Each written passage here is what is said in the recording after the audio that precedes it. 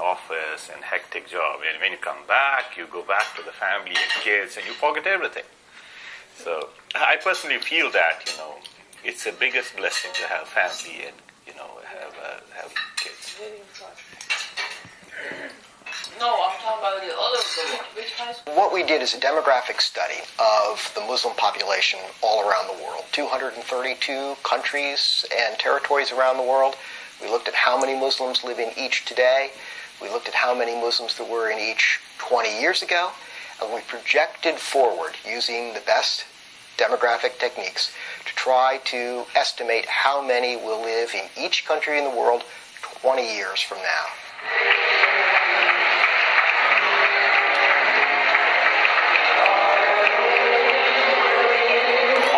From Al-Fateh and boys? We need boys. Yeah, we need boys too. Everyone, 95, 96, we're about 150 to 200 people, in one location in Herndon, Virginia.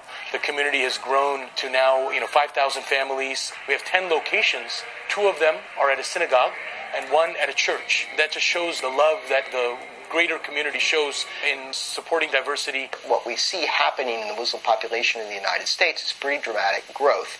In absolute numbers, a more than doubling from about 2.6 million to about 6.2 million. And in percentage terms, roughly a doubling. Just to put that into context, that means that roughly speaking, Muslims by the year 2030 might be about as large in the United States as Episcopalians or Jews are in the U.S. population today. That's an important doubling, but it's still a very small percentage of the population, still under 2%. When you're talking about such a small population, how is it going to retain its identity? And I think the Islamophobia we're seeing is forcing these very ethnically and culturally and socially and religiously different Muslims to come together. But you say to me, well, how many are going to be followers of Al-Qaeda? How many are going to be supporters of Osama bin Laden? I can't tell you that. I have no way of predicting levels of religiosity in the future. All this tells us is numbers of people. 50 years ago, if you asked anyone, who do you think of when you think of a Muslim? Someone like Muhammad Ali would come up. And now if you ask people, what do you think of when you think of a Muslim? Who are they going to name? And we're only talking about 5 decades. And that shift has been incredibly traumatic for the American Muslim community, because I think precisely when we stopped emphasizing the arts and culture and heritage in all these different ways, we lost the ability to communicate Islam in a way that really makes sense to people. About 20% of the enslaved Africans that helped build this country were Muslim. So Muslims have history in this country from before its foundings.